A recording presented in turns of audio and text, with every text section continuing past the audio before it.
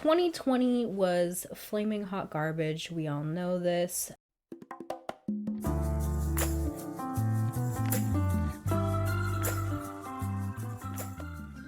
Hello, and welcome back, or welcome to my channel. I'm Jamila. This is JemilaBeReadin, because I do be reading. If you couldn't already tell by the energy that I'm giving off, we're talking about the worsts of 2020. I'm mostly going to be talking about books, but I do have an anime that I want to talk about and one movie that I want to talk about. If you enjoyed any of the things that I'm talking about in this video, let's fight.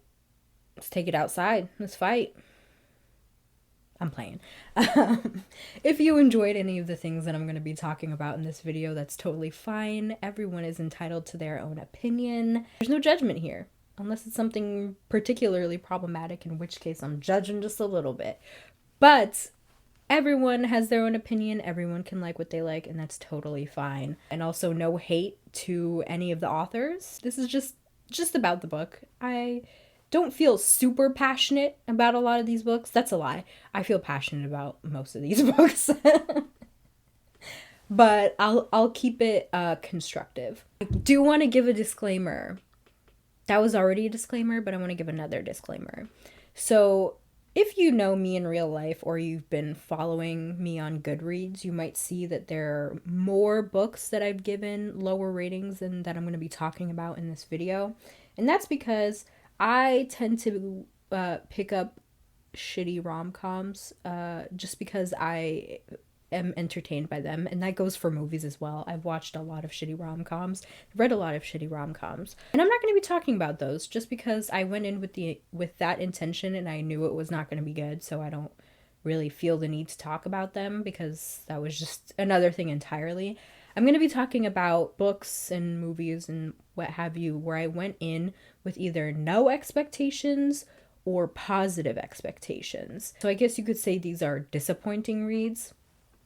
But there are two that I'll mention briefly here where I did go in with somewhat negative feelings going into it. And the first one is going to be American Spy by Lauren Wilkinson, I think is her name. I read this book as a part of the local book club that I'm a part of, and when I heard that this was the pick, I was very hesitant about it just because it didn't seem like something I'd be interested in, and just based on the plot, I was kind of hesitant. American Spy follows this black woman, Marie Mitchell, who works for the FBI. It's the 80s, the height of the Cold War, and she is sent to get close with Thomas Sankara, who is a real life person. He is the revolutionary president of Burkina Faso, and or was, I should say.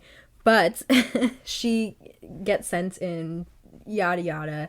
She ends up falling in love with him and all of this stuff. It's a really strange story, and parts of this is, not even parts of it, the story is set up so that it's like she's writing like a letter to her kids about this story, about this part of her life.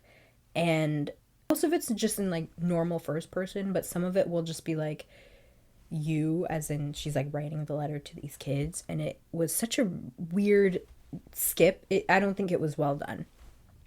So I was hesitant about this book because it just is not my cup of tea, and I was worried that it was not going to handle this topic with care, I guess, in the way that I would want it, and it didn't. So it kind of tackled like stuff with the FBI and like, why are you going after like this like African person, you know, all of this stuff. It kind of tackled it, but not really. It didn't seem to know what exactly it was wanting to do, and I just didn't really enjoy it. The pacing was kind of off as well. The way it ended kind of made it seem like there might be another book, but I don't know. I might be curious enough to know, because I did kind of get a little bit invested towards the end, but for the most part, this book just didn't really do it for me. The other book that I had negative intentions or negative feelings towards going into it was Midnight Sun by Stephanie Meyer. I knew I was not going to like this book. Curiosity did kill the cat. I am dead because the book was terrible. 1 star. It was like an immediate 1 star. And here's the thing. Problematic stuff aside, which I don't think you should necessarily separate that from the overall thoughts of the book. But problematic stuff aside, if you're a fan of this, and I used to be a fan of Twilight growing up, I would expect this book where it's a different POV or something like a prequel or something like that. I would expect it to do something for the world building. I would hope that it would expand on the world building. I hope it would address some things that we just didn't get to see because it wasn't a part of the story or a part of the point of view that we could see.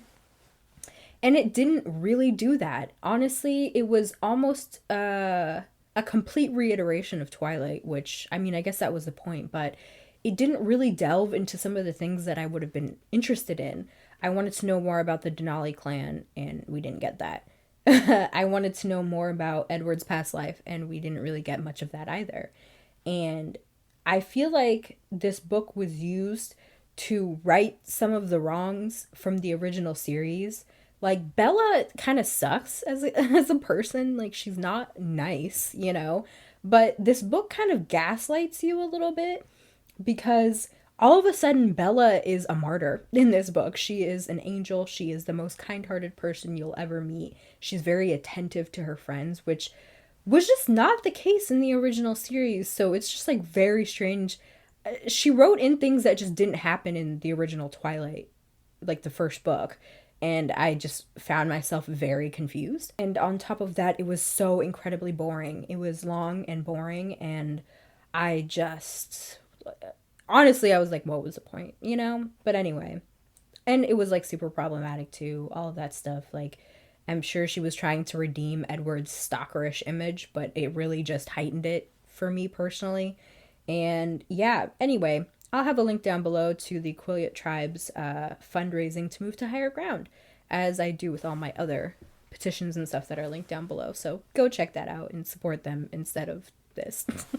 I am going to start off with some books that I've already talked about on this channel because I don't really want to like rant about them again. And I'll just go ahead and link where I talked about it. The first one is The Frame Up by Megan Scott Molin. I have a whole video about that, and I'll link it up above and down below. But this follows our main character, M.G. Martin, who works as a comic book writer for a comic book company called Genius Comics, I believe. She is the epitome of I'm not like other girls and nerdy gal. And she inevitably works with this detective. His name is Detective Matteo Kildare, to solve what seems to be like this vigilante justice situation that's going on in LA, where they are mimicking a famous character from Genius Comics. And there is other stuff. There's like a drug ring. There's like something else going on and all of this other stuff and a potential murder. And, you know, it had the makings of a really entertaining story, but it was anything but. Honestly, felt like I was clawing my eyes out the entire time. It was like nails on a chalkboard. It took me over a month to read. It's less than 300 pages. It's something I honestly could have finished in like a day if I wanted to, but God, it was not good. There was just a lot of women hate. MG was not an interesting or dynamic character. None of the characters were interesting. They were all very one-dimensional and stereotypical. Yeah, I'm just gonna leave it at that because I have like a whole 30-minute review where I talk about this book. So go check that out if you want to know more. The other book that I've talked about is The Wedding Date by Jasmine Guillory. I'll go ahead and link that wrap-up video. I think I like go in for like 10 minutes on this book. This was a book that I initially gave 3 stars to when I finished reading it. And over time, I found myself disliking the book more and more, and I lowered it to 2 stars. Hello, editing Jamila, of course. I was editing the part where I talk about what The Wedding Date is, and I kind of blabber on for way too long, so I'm just going to give you a quick TLDR about what this book is about right now. It follows 2 protagonists, 2 POVs, Alexa and Drew. They run into each other at the elevator of a hotel. Alexa is there think for someone, I can't remember the reason, but Drew is there for a wedding. He doesn't have a date. She becomes his date for this wedding, fake dating situation. And then it kind of takes off from there. The fake dating lasts only as long as the wedding, which is maybe a third of the book. And then they develop into a situationship. And so I felt kind of lied to about this fake dating situation, because that really wasn't the main point of the book. But anyway, we'll transition now to what I didn't like about this book. My main gripe really is that it's an interracial relationship, and that's not, that is not an issue of itself.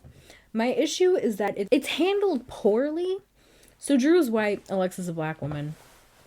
There are instances where his friends or other people are microaggressing Alexa and saying very strange things to her, and he is just kind of like indifferent towards it. One of Alexa's pet projects at her job is that she's trying to get some sort of like art program going for marginalized youth. And so she is very passionate about that and talks about it a lot with Drew, and he just kind of was like, oh, like, these are like delinquent kids or something like that. It was so weird, and little things like that keep happening and they're never addressed. Like, Alexa never really addresses it with him. The narrative does not address it. Like, she gets hurt but then lets it go, and that's just uncomfy, you know? Like, I want better for her. I don't think that they are a good match at all. He has a lot of issues to deal with. I just didn't like it at all, and that just really bothered me. So that's my issues with this book. The next book that I'm going to be talking about is Eidolon, which is by Grace Draven, and it's the second book in the Wraith King series. This is a fantasy romance. I read Radiance earlier this year, and I really enjoyed it. I gave it 4 stars, and it was objectively maybe like a 3-star, but I just, really enjoyed it. I really loved the friends to lover dynamics between the 2 characters, and I was excited for the second book. And the second book was just very disappointing, and I think all of the issues from the first book really was highlighted in this second book, and that's mainly to do with the plot. I think Radiance would have been better as a standalone,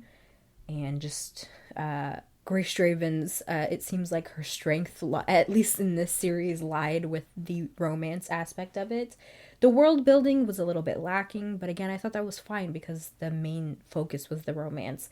But the second book got really plot heavy all of a sudden, and there was just a lot of holes because not enough of the world building was done in the first book for things to make sense. So I feel like Grace Draven kind of set herself up a little bit in that regards. There was a lot less romance, there was a lot more angst, which is like fine, but yeah, my main issue with this was that not enough world building and plot stuff was set up in the first book to make things successful in the second book. On top of that, there was something that was teased at the end, which basically got resolved kind of off screen, almost out of nowhere, so it felt very sudden. I don't know, I just was like expecting something out of that. It was very much like hyped. That's part of the reason why I was like excited for the second book, but nothing really came of it, so that was kind of disappointing. Another book that I want to talk about is Blood and Chocolate by Annette Curtis Klaus, and I had read this for the reading rush, but I never put up my like reading rush wrap up. I think maybe I talked about it in an end of the month wrap up, but I had watched the movie earlier this year, in fact, with a couple of friends, and it was not the best, but it was like fine. So I heard it was based on a book. My friend had read it and really liked it, but she read it when she was in middle school, so I don't think she would have liked it now. I ended up reading it this summer, and it's like about this teenage girl who's like a werewolf, and there's honestly like a lot of things happening in this book for such a short book, and it doesn't keep itself together well. My main issues with this is the portrayal of the main character. She's 16 years old, and there's so much emphasis on her sexuality and her perceived sexuality from the male gaze. It's very male gazy, and it just felt very uncomfortable. She talked a lot about like how her body looks and how men look at her a lot in a positive light, which it's not that a teenage girl cannot be sex positive. There's nothing wrong with that. But it just felt very male gazy and very uncomfortable because a lot of that male gaze was coming from adult men. And it was just very bizarre. And also, just the way that she was talking didn't really seem like how a teenager would be talking. So it was very strange. On top of that, I guess this might be a little bit spoilery. So I guess skip to this point if you want to not know about it. But she ends up with a guy who is 24, 25, and she's still 16. So that's odd and very weird. On top of that, he was very aggressive throughout the book, and it was just uncomfortable. As far as plot and pacing, that was off too. But I had a lot of it was just like the portrayals of this young girl and how it's perceived by men. It was just very uncomfortable. I felt like kind of gross reading it. But yeah, that's what I thought about that. The next book is I Am Legend by Richard Matheson. And this is another book that I read for my Scaredy Cat Takes on Horror. So I'll go ahead and link that video where I talk about it a little bit more. This is a novella-ish. It's like a little over 200 pages. And I had watched the movie with Will Smith, and I liked that movie. I did not like this book at all. Oh my god. It is a little bit different from the movie. I'd say actually a lot bit different from the movie, but I didn't necessarily mind that. I was kind of interested in the ways it was different from the movie, and it was going in interesting ways, but especially towards the end, but then it ended all of a sudden, so that was kind of sad because right when I was actually getting interested into it plot-wise, it ended. This is set in a post-apocalyptic world where like zombie vampires type situation exists, and this man is presumably the last person. His name is like Robert Neville or something like that. Presumably the last person who has not been turned, and he's living by himself. This book was written in the 50s, I believe. That probably gives you some context for how some things are talked about in this book. It was kind of boring. That's not the main issue that I have, but it was a little bit boring, especially because there's no other characters really. It's just him. You're in his mind, and his mind's not great. It's very boring. I wasn't really into it. I wasn't really into him as a person, so that made it difficult to get through. And man, a lot of it is that he's just like this like macho, manly man type of character, very hardened, very grisly, and there's like no nuance to that. And oh my god, the part that really bothered me was just the way that he talked about women. I think hated women.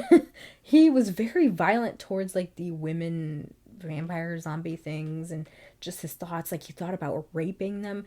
It was just very uncomfortable. There was a lot of strange things going on. Like I felt like icky, you know? And so that was my main issue, and it just like wasn't super interesting on top of that. So yeah.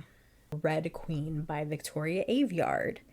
I have owned this book. I don't have it anymore because I gave it to Goodwill, but I have owned this book for years.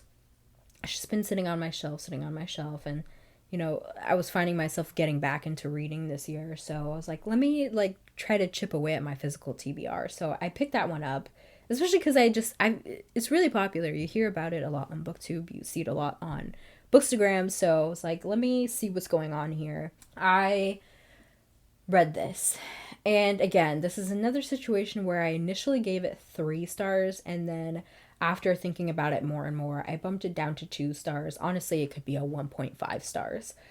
This follows our protagonist, Meyer, I believe is her name. This is like I guess somewhat post-apocalyptic society. I don't really know what happened to get to this point, but It's this weird society where there are people with red blood who are like the bottom class, the bottom of the caste system, I suppose. And you have the silvers, which are the highest of society. They also have abilities, so they are able to really like subjugate the lower class and all of that stuff. Meyer is a red blood. She's like a thief. That's how she gets by. But she ends up getting a job at the with the royal family, because there's, this is a random side tangent, but why is it that every time there's like post-apocalyptic or like dystopian story, especially if it's YA, it always ends up turning into some sort of monarchy? Why is that the default?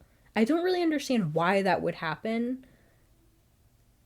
When society collapses, it goes into a monarchy. Anyway, that's a random side tangent, but she ends up getting a job at the castle or whatever with the royal family as like a servant, and some situations going on, and it turns out that she actually has powers, and she has like some sort of like mixed blood situation. And so the royal family ends up changing the situation and saying that she is actually like a long lost like daughter of this commander, silver commander or something, and that she's actually a silver blooded person. They end up changing her appearance. She's forced to stay and live there and go through all the motions and stuff like that. And she ends up having like this, there's a love triangle, of course, between the two brothers of the thing and all of this stuff. Anyway, I did read this book really fast. Like, it was very fast paced. But this book reads like, okay, I don't want to be too mean. But this book reads like it's written by someone who doesn't actually know what oppression is like. Like, it was so in your face and on the nose. Just, it didn't really show like the subtleties of oppression and marginalization and what it would be like to be in a society like that, or like how it is now, how society is now. It felt a little bit comical to me. Meyer was constantly going like, I need to free my people or something, and I just couldn't help but laugh because it felt silly. Like, it just didn't feel real. And that was my main issue with the story. It needed nuance. It needed so much nuance. And I kind of compared this book to Mirage by Somaya Daoud, which I really enjoyed. And it kind of has a similar premise, kind of. But Mirage did such a good job of showing oppression and colonization in overt ways, but also in the little subtle day-to-day microaggressive ways. And that's really what I wanted out of this book, and it didn't do that. And on top of that, like, the storyline was just like a little bit silly. It was pretty standard, like, it's a lot of the books that came out that year that were kind of doing the apocalyptic thing, like, all kind of felt the same, which isn't necessarily a problem. Like, that's fine. But I really did not like the love triangle. And to be quite honest, I didn't like Meyer herself as a character. I thought she was very annoying. I didn't really get where she was coming from or what she was doing. It all just seemed strange to me. So that was my issues with that book. Oh my god. And the final book that I'm going to be talking about in this video. Okay. So picture it. It's December 2019, and you're looking at Goodreads Choice Awards and seeing who won.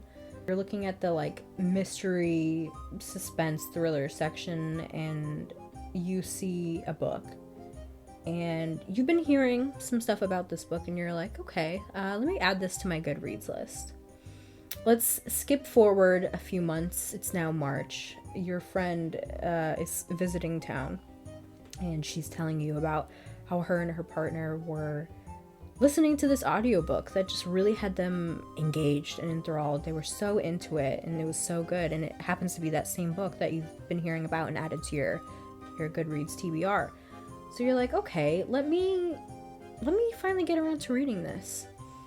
So you put it on hold at your library. There's a very long wait because it's a very, very popular book. A few months skip forward again, and you finally get this ebook.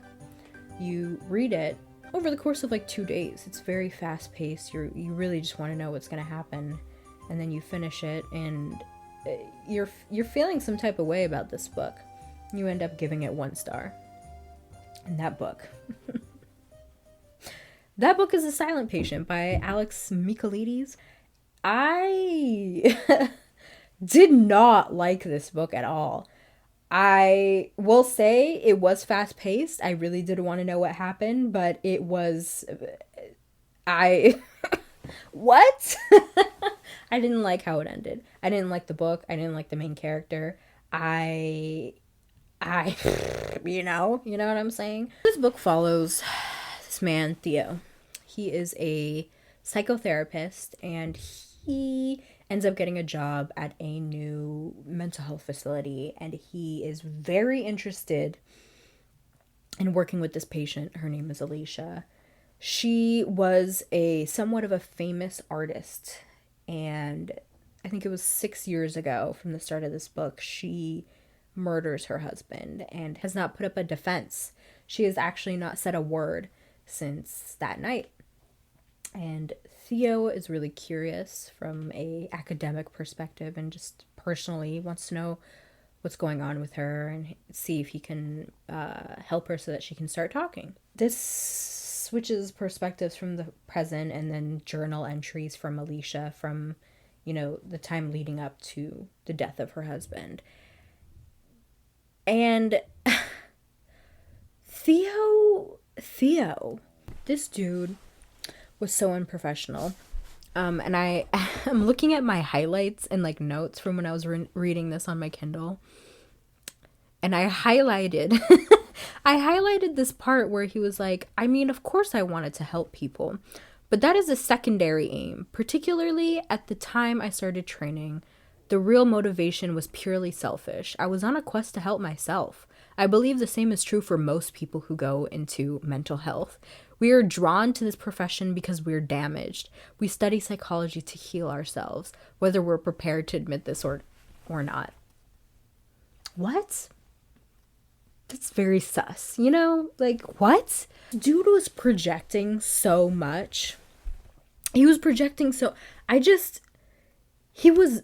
wild. I didn't care for him at all. There was so many like weird stuff with him, and I guess that makes sense with the ending of this book, which what? I really did not like this book. It really did not do it for me. I honestly don't know if thrillers are my thing. I definitely want to explore that more in 2021, but this was not for me. This was not for me at all. I did not like it at all.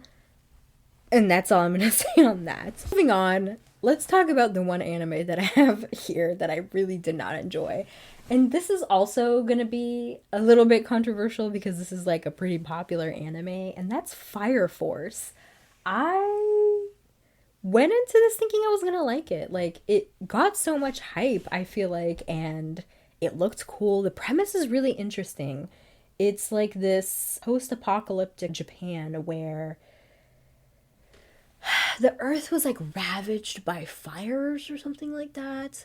And now they've like harnessed this one kind of fire thing called Amaterasu that's like powering the city, and there are people with fire abilities, pyrotechnics, and there are like different generations of them. So I think like there are some who can use or manipulate fire, but it has to already be present, and there's some that can just like create it, and that's what our main character can do. He's like, I think it's called like 3rd generation pyrotechnic or something like that. His name's Shinra.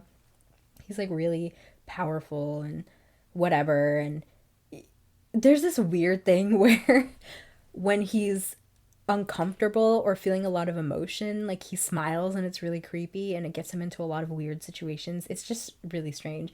But my main gripe with this is that It's like so fan servicey. It's so terrible. It's not good at all. Oh my god. I hate it. The entire time I was like, I hate it here. I will insert some clips, maybe. Because at one point I was sending like Snapchat videos of me watching this to some of my friends because I was like, this is so fucking ridiculous. There's no way this is real. So I might insert some of those clips. I need to show you guys the scene that I was forced to watch. I just need a sec. Watch it! Who exactly do you think you are talking to my captain like that, you jerk? What? My bad. What? I'm sorry. Just to show you how ridiculous some of these scenes are. It does not treat women well at all in this show. There's this one character who's like really strong and buff. And she is constantly, you know, that this is like a very common trope, I feel like, in a lot of animes where you have like a strong and like physically domineering woman who is constantly getting sensitive when someone makes a remark about her physical appearance, and like the fact that they're constantly making like, she's constantly like, are you calling me a gorilla or something? Like, it's just, oh my god, I didn't like that either. And then this other character is very much just like a damsel in distress. I didn't like it. And on top of that, like, even though the like premise and the world building was really interesting, the actual plot was kind of wishy-washy. It was kind of boring. There was a lot of like holes. I didn't really like any of the characters, to be quite honest. But I didn't like the show. And I couldn't get through this. I stopped literally 2 episodes from the end of the first season, and I don't think I'm gonna return. I just can't. It's not good. It's not good. At least in my opinion, it's not good. All right, and the last thing that I want to talk about is this movie that I watched somewhat recently with a couple of my friends. And I guess maybe I should have known better, but I kind of went into this with like slightly higher expectations than I normally would have for a holiday rom-com. I don't really expect much out of those, but I kind of went into this thinking it might be a little bit better, and that's Holidate on Netflix with Roberts. There were like some legit actors in this, so I kind of thought maybe it would like be a little bit better, but this movie felt like it came out or was written in the early 2000s. It was using a lot of those kind of tropes and a lot of those same rhetorics about relationships and like gender roles. It was so weird. I didn't like it at all. The 2 main characters were terrible people. They were not good. A lot of the side characters were not great either. They sucked. Everyone kind of sucked in this movie. Like, just their personalities, they were just not great people. And yeah, it just used a lot of reductive language. I literally kept like Googling it to make sure this like wasn't an old movie. It just felt like a movie that came out in the early 2000s with the tropes that it was using and the language it was using around a lot of different things. It felt weird and strange, and I didn't like it. That is the end of this. Didn't like some things, but also liked some things, and a lot of things were middle of the road for me this year. Man, 2020's ending, huh? Thank God for that. Not that 2020 is shaping up to be much better, but at least there's a vaccine now, huh? Anyways, I will have things linked down below. Go check it out. Follow me on my social media if you want. And I'll catch y'all in the next video. This will probably be next year or something like that. In January 2021. Yeah, I don't really know where I'm going with this now.